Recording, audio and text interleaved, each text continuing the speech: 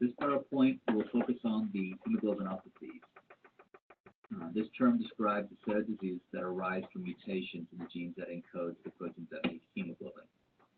The hemoglobinopathies can be divided into mutations that impact the function of hemoglobin, such as sickle cell anemia, and mutations that impact the synthesis of hemoglobin, such as the thalassemias. The thalassemias will be discussed in the next PowerPoint. Our case today is Alice Redding, a 27-year-old African-American who presents with the chief complaint of my whole body hurts. She has a history of, or she was diagnosed in the past with homozygous sickle cell disease, and she's being currently treated with blood transfusions, folic acid supplementation, and hydroxyurea. She has both chronic and acute pain, suggestive of a sickle cell crisis. She also has productive cough, episodes of shaking chills, and shortness of breath, which is also consistent of pneumonia. The lab values show that she is anemic based off of decreased hematocrit and decreased hemoglobin levels. She has an increased cell turnover based off of the increased bilirubin and ferritin levels, and she has signs of sickle cell crisis, or at least sickle cell disease, based off of the presence of sickle cells and an increased red cell distribution width. Her chest X-ray is consistent with pneumonia. Her diagnosis is sickle cell crisis with bacterial pneumonia. She's treated with antimicrobials for the pneumonia and oxygenation and hydration therapy for the sickle cell crisis. And a plan for long term is to include more vitamin supplementation as a way to help prevent sickle cell crisis in the future. So just to remind everybody, human hemoglobin exists as a heterotetramer composed of 2 alpha subunits, which is shown in red, and 2 beta subunits, which is shown in blue. Each alpha subunit has 141 amino acids and binds a single heme group, and each beta subunit is made of 146 amino acids and also binds a single heme group. And each heme group binds a single oxygen molecule. Now this is hemoglobin A, which is the major hemoglobin in the red blood cell. There is also a minor hemoglobin in the adult red blood cell, which is hemoglobin A2. Hemoglobin A2 is an alpha 2, delta 2 heterotetramer, in which the delta chains are very similar to the beta chains. That is, they both have 146 amino acids in the sequence, and both bind a single heme group. And both delta chains and beta chains have the D helix. Now they're different in the specific amino acid sequence and also different in the gene that encodes it. Now the first set of hemoglobinopathies that we're going to look at are those that impact the allosteric properties of the hemoglobin. Just to remind everybody, hemoglobin is an allosteric model because it exhibits cooperativity. That is, the binding of oxygen to the first subunit increases the oxygen affinity of the remaining subunits within the assemblage. This particular phenomenon has been modeled in terms of the MWC model. That is, a shift from a low affinity T state structure to a higher oxygen affinity R state structure is what gives hemoglobin its characteristic S-shaped curve. Now, in this particular figure, the T state structures are shown as squares, and the R state structures are shown as circles. So T state the low oxygen affinity, and R state the higher oxygen affinity. The oxygen that's bound to any given subunit is shown in red. The subunits that are shown in blue are deoxy or unligated subunits. As we can see, as you go from left to right, the amount or the population of the hemoglobin goes from a predominantly T state population to a predominantly R state population. This is representative by the arrows. Now, the rule of thumb that this model is going to be used for in the rest of the talk is that anything that stabilizes the T state is going to lower the oxygen affinity, and anything that preferentially stabilizes the R state is going to increase oxygen affinity.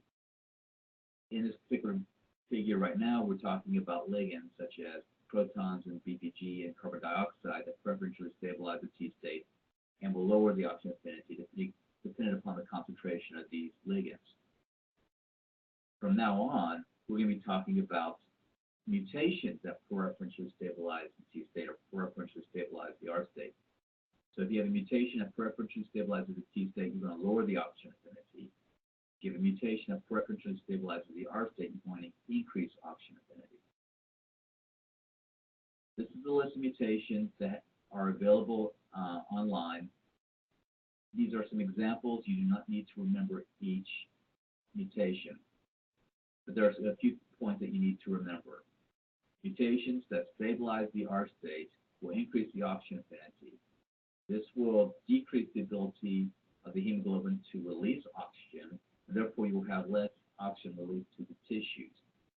When you have a decrease in the oxygen delivery, this will induce kidneys to make erythropoietin, which will cause the increase in additional red blood cells. This is why patients with these particular types of mutations will exhibit polycythemia, which is also called erythrocytosis. In contrast, you could have mutations such as hemoglobin Kansas, which preferentially stabilizes the T-state form of hemoglobin. When you preferentially stabilize the T-state, you're going to have more of the hemoglobin that's going to have a deoxy structure. This gives the structure a characteristic blue color and shifts the color of the blood to a darker blue color. This is referred to as cyanosis. So mutations that stabilize the T-state will tend to present with cyanosis and, to some degree, anemia. This particular figure shows that there is a strong relationship between the total amount of hemoglobin that's present in an individual versus the oxygen affinity of the hemoglobin. So the highest oxygen affinity in this particular figure is hemoglobin Alberta, and this hemoglobin has the highest amount of red blood cells as judged by the hemoglobin.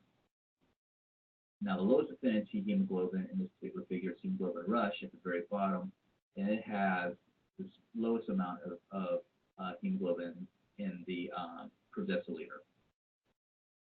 And this really underscores the idea that the amount of hemoglobin that's present in a cell is dependent upon the oxygen affinity of the hemoglobin.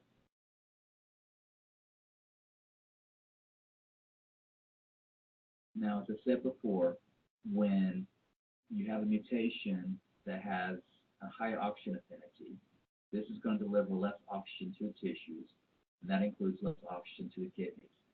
When the kidneys sense a lower oxygen levels, then the proline hydroxylases will not be active. Because proline hydroxylase is not active, it will not hydroxylate the prolines that are present on the hypoxic inducible factor 1 alpha.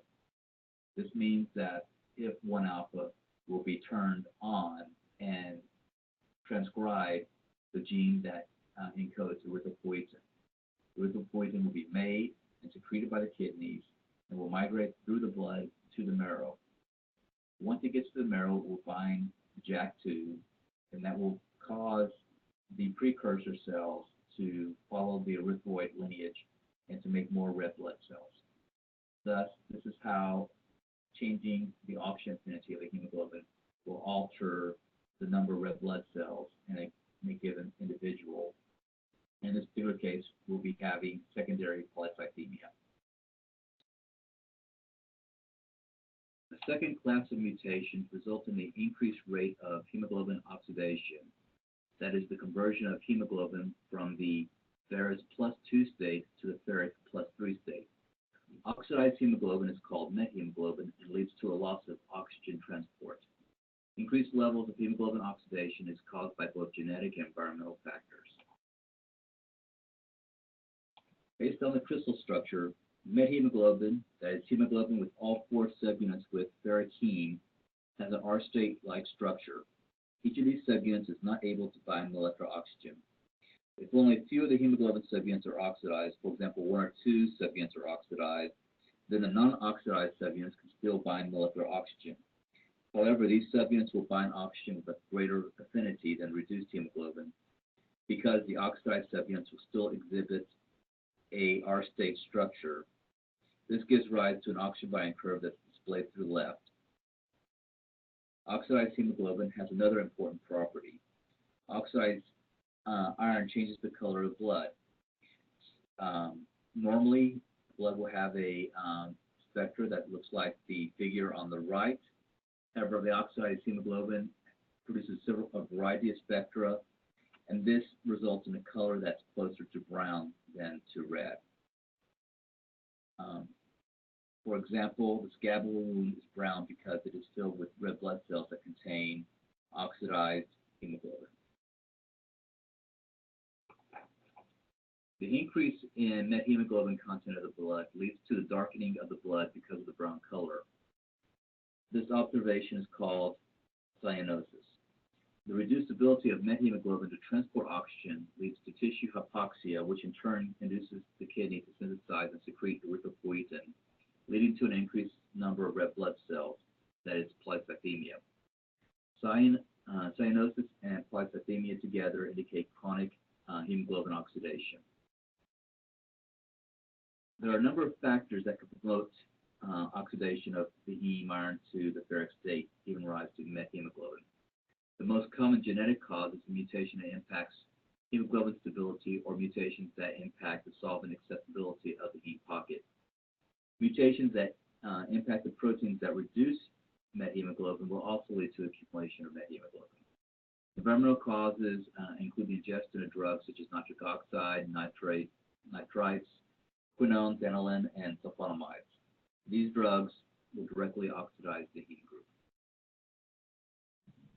The most common mutation that promotes methemoglobin formation is hemoglobin E. This hemoglobin has a negatively charged glutamic acid replaced by a positively charged lysine at position 26 in the beta chain. This causes the hemoglobin E to be particularly unstable in the presence of oxidizing agents, and you will need to remember this particular mutation.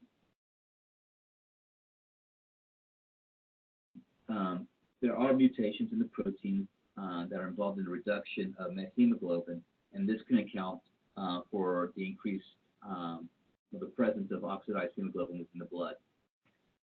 This complex is called cytochrome B5, which is also called methemoglobin reductase. And this particular enzyme transfers reducing equivalents from NADH to the heme iron in order to maintain the reducing environment. This is step 14 in this particular figure. NADH is generated from glyceraldehyde dehydrogenase, an enzyme that's part of glycolysis, and glyceraldehyde dehydrogenase catalyzes the conversion of glyceraldehyde 3-phosphate to NAD to 1,3-bisphosphoglycerate and NADH. Step 6 in this particular figure. Now, a third class of mutations that impact hemoglobin function does so by changing the assembly of hemoglobin. This assembly can be in several different ways. For example, a mutation that causes hemoglobin Kansas is disparaging to threonine substitution at position 102 in the beta chain. This particular hemoglobin causes the tetrameric hemoglobin to dissociate into its alpha-beta dimers, again changing the functional properties. Hemoglobin enrichment again causes dissociation of the alpha-2 beta-2 heterotetramer into two heterodimers. You also have several different hemoglobin mutations that will promote self-association of the tetramer into multimers. The most important of these is hemoglobin S and hemoglobin C. You don't need to remember the minor mutations, but you need to remember the mutations that cause hemoglobin S and hemoglobin C. HBS sickle cell disease is caused by the substitution of a valine in place of a glutamic acid at position 6 in the beta chain. This hemoglobin is designated HBS, and the homozygous state is HBSS, which is the disease state. Persons that are heterozygous is HBAS, and they rarely have symptoms of the disease. The main disease is thought to be attributed to the polymerization of HBS, which eventually will distort the red blood cell shape and eventually cause vaso-occlusion crisis events. This stick figure shows the structure of the A helix, which has the glutamic acid at position 6 of wild type. This acidic side chain is replaced by the hydrophobic side chain of valine in sickle cell HBS. Now, in both cases, the side chain at position 6 is exposed to solvent. In the case of the valine, that is not very stable and is not energetically favorable. When the protein is deoxygenated, this allows for a second tetramer to associate, which eliminates the hydrophobic pocket. This valine is able to fit into this naturally occurring hydrophobic pocket and therefore shield itself from the water molecules that are present in the solvents. This particular interaction is called lateral contacts because relative to the strand that we'll see in the next slide, it's at a lateral position.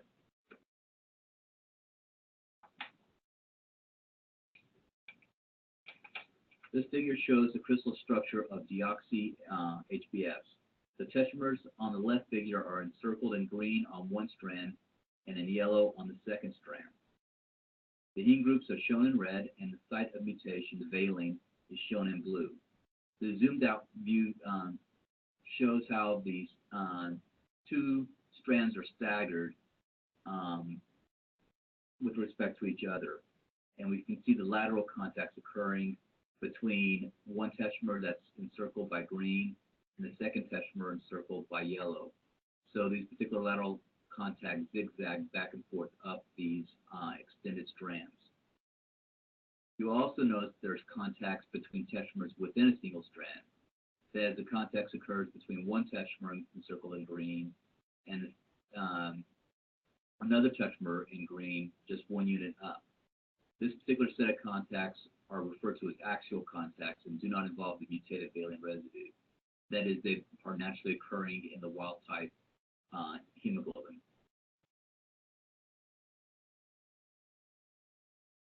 Now, the figure on the left here shows the composition of the sickle cell fiber based on fiber diffraction studies, whereas the figure on the right shows the crystal structure, basically what we just observed in the previous slide. The sickle cell fiber is formed from 7 double strands to form a 14-stranded complex. Each double strand has a structure consistent with the reported crystal structure of deoxy HBS. And the take-home message is that there are a lot of hemoglobin S tetramers that are needed to form a sickle cell fiber. What does this really mean? We can actually get some information from the electron microscopy and kinetic studies. So electron micrograph is shown on the left, and a scheme for the polymerization of HBS is shown on the right.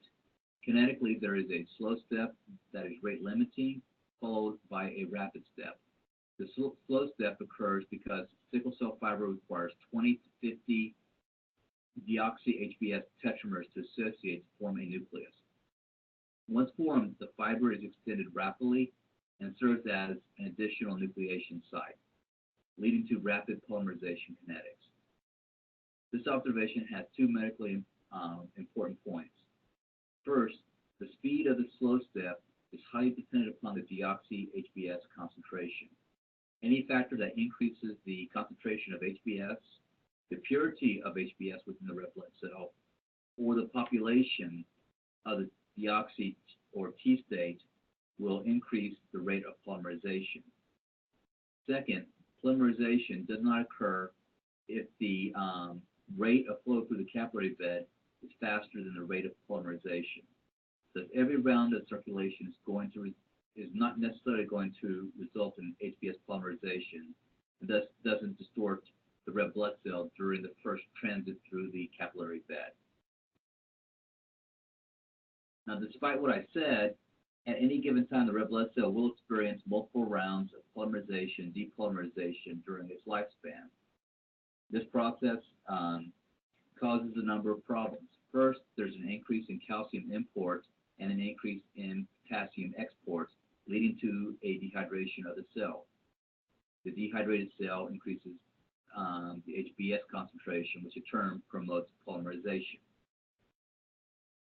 Second, there is an increased production of reactive oxygen species compared to normal wild-type erythrocytes.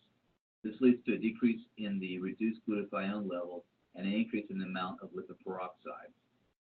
Third, there's a decrease in the stability of the red blood cell, leading to both intravascular and extravascular hemolysis.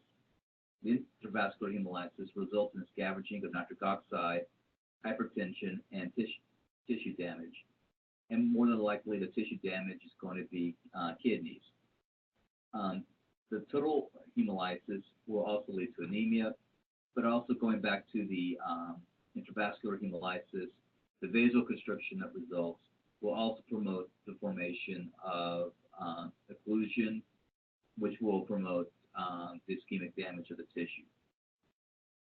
Now, shown in this figure is also the observation that patients with HBSS has an increased concentration of cell adhesion receptors, which promote the adhesion to the endothelial cells, platelets, and white blood cells. Together, these all come together to help promote the vaso-occlusion crisis events, which leads to our particular patient having hospitalization. Now, hemoglobin C is another protein that also results in the self-association of the hemoglobin to form a polymer, or in this case, the polymer is going to be a crystal. This particular mutation arises from the substitution of a lysine in place of a glutamic acid at position 26 in the beta chain, and this induces oxyhemoglobin to form a intracellular crystal.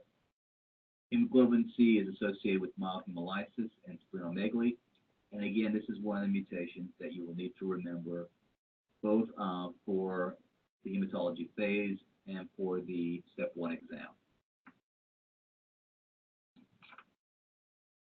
Individuals can be heterozygous for both HBS and HBC. These still patients are classified as sickle cell disease under the umbrella of sickle cell disease. And these patients also exhibit symptoms that are worse than those individuals that have sickle cell trait. That is a copy of the HBA gene and a copy of the HBS gene. However, these individuals with HBSC are better off than those who are homozygous for HBS. The reason why this particular disease is in between the HBSA and the HBSS is that the hemoglobin S is present in higher concentrations in the HBSC cell than in the HBSA cell. As I said before, the higher the percent of HBS, the more likely it's going to polymerize, and the more likely you're going to have a disease state. The second issue is that the HBC, for unknown reasons, will promote dehydration more than HBS alone. This cell dehydration leads to an increase in the total hemoglobin concentration, which in the case of HBSC means an increase in the concentration of HBS, and that will also promote HBS polymerization, and thus the severity of the disease. And HBC is not the only genetic modifier of the disease state, and there's actually several other factors. For example, individuals with alpha thalassemia along with HBSS will have a less severe phenotype because the concentration of the hemoglobin within these cells is decreased.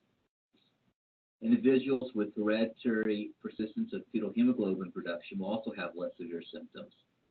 Again, the reason for this is because the HbF, or the fetal hemoglobin, will interfere with the polymerization process. The general rule of thumb is that any factor that promotes deoxy-HbS polymerization will increase the severity of the disease. Any factor that reduces the deoxy-S polymerization will decrease the severity of the disease. You'll have to kind of figure this out, go through all the different variations and kind of figure out what's causing what. There's also additional genetic regulation involving the concentration of the cell adhesion molecule on the erythrocyte surface, and that also has an impact on the disease severity, and also to some degree on the different types of complications that are associated with sickle cell disease. Now, as stated, the fraction of fetal hemoglobin within the red blood cell is a critical parameter to predict the severity of the disease. Fetal hemoglobin inhibits HbS polymerization because it terminates strand extension. Some individuals produce fetal hemoglobin throughout their life, and these are the ones who actually naturally benefit from high HbF levels and a less severe phenotype. Now, the ability to produce fetal hemoglobin during their life arises from an error in the switching of hemoglobin synthesis between the fetal and adult stages of development. Now, you need to remember there are two switches, the first going from the embryonic phase to the fetal phase, and a second switch from the fetal phase to the adult phase. The later transition requires the synthesis of beta chains and the repression of gamma chain synthesis. And individuals who have the hereditary persistence of fetal hemoglobin have a defect in their mechanism to silence the gamma chain. This is important. I also like to mention that you do not need to remember you will not need to know the composition of the embryonic hemoglobins. You will need to remember the composition of the adult hemoglobins and the fetal hemoglobins. Now, recent work has sort of explained the hemoglobin switch. And the big driving force is the transcription factor EKLF, sometimes called KLF, and this is made in the erythrocyte precursors during the adult phase. The transcription factor activates the expression of BCL11A and activates the expression of beta chains. The BCL11A is a transcription factor itself, and it recruits a number of other proteins to repress the gamma chain expression. Polymorphisms in EKLF, and especially BCL11A, will give rise to the phenotype in which fetal hemoglobin is expressed during adult life. Now, a second way to try to increase fetal hemoglobin production is to use the drug hydroxyurea. And this pharmacological way is right now the major method to treat sickle cell disease. This drug inhibits the catalytic activity of ribonucleotide reductase, thereby depriving the cells of its pool of deoxynucleotides, which is needed for DNA synthesis. The current theory is that this drug stresses the cell, and in response, fetal hemoglobin is made. And in fact, the theory basically says that anything that you can do to stress the erythrocyte precursors will induce these precursors to make fetal hemoglobin. And therefore, a number of drugs do exist that will interfere with transcription, translation, or protein synthesis. And all of these have the phenotype of expressing fetal hemoglobin at higher levels than normal. Hydroxyurea also has a second important benefit, and that is this drug will inhibit the proliferation of white blood cells and platelets, lowering their count in the complete blood count. Both platelets and white blood cells contribute to the vaso-occlusion events by associating with sickle cell red blood cells, and therefore occluding the blood vessels and causing vaso-occlusion crisis events, ischemic damage, and eventually perfusion injury.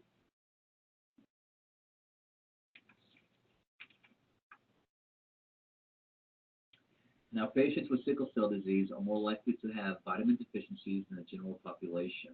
This is something to keep in mind when you're treating your patient.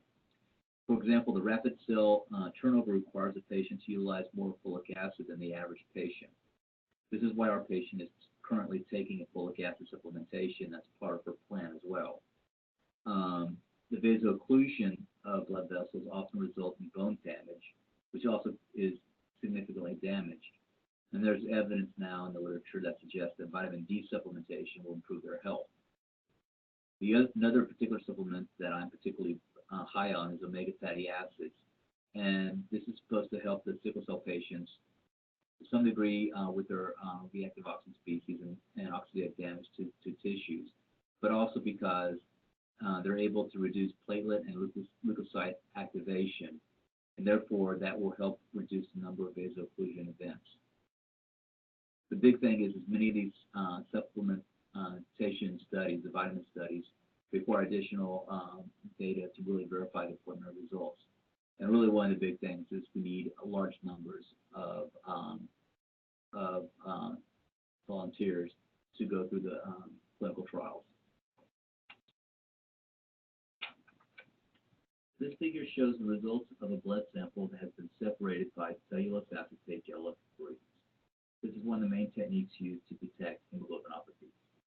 Note that the location and amount of each band is important for diagnosis. Hemoglobins with more positive charge will migrate further down the gel compared to others. HBC, which has the glutamic acid to lysine substitution, has more positive charge than hemoglobin S, which has the glutamic acid to valine substitution. And hemoglobin S has more positive charge than hemoglobin A, which has the glutamic acid at position 6. Thus, hemoglobin C migrates further down the gel than hemoglobin S, which migrates further down the gel than hemoglobin A. To help you separate or be able to detect each individual sample, usually a set of controls are run, which is shown in the lane furthest to the left. Now, in lane 1, we have a sample from a patient who is homozygous for hemoglobin S, and in this particular patient, they're producing a significant amount of fetal hemoglobin. So we see a band, a really large band at the S marker, and a smaller band, but a significant band at the F marker. Patient number 2 is homozygous for hemoglobin C, and we see a single band there. And of course, this particular patient is not producing a significant amount of hemoglobin F.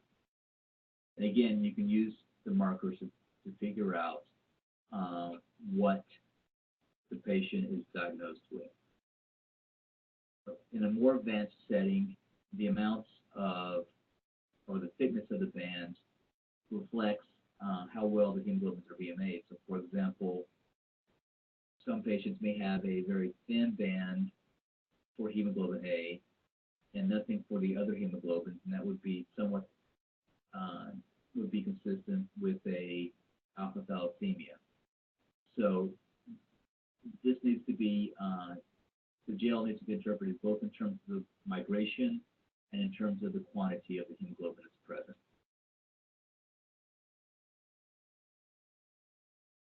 Now to conclude, Alice Redding, a 27-year-old African-American, reports a chief complaint of overall body pain. She has been previously diagnosed with HBSS. The labs show anemia and increased red blood cell turnover. Her elevated white blood cell count and her elevated platelet count is consistent with vaso-occlusion, conditions that would promote a vaso-occlusion crisis. Her chest X-ray is consistent with pneumonia infection. She is treated with antimicrobials for pneumonia and oxygenation combined with hydration therapy for sickle cell crisis. And she is informed of vitamin supplements that might be a possible treatment to reduce the severity of the disease. And thank you very much.